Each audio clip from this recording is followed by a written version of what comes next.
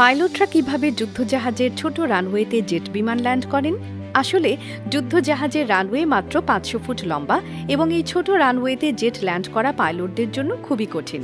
তাই এই ল্যান্ডিং অভিজ্ঞ পাইলটদের দ্বারা সম্পন্ন হয়।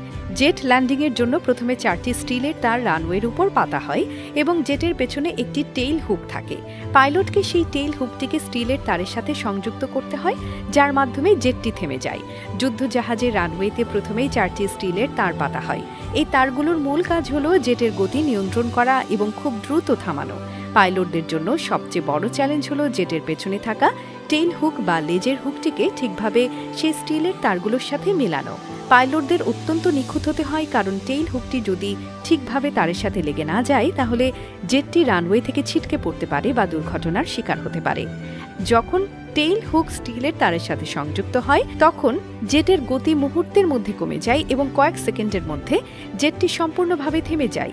এই বিশেষ প্রযুক্তির কারণেই যুদ্ধজাহাজের মতো ছোট রানওয়েতে দ্রুতগামী জেটগুলো সুরক্ষিতভাবে অবতরণ করতে পারে।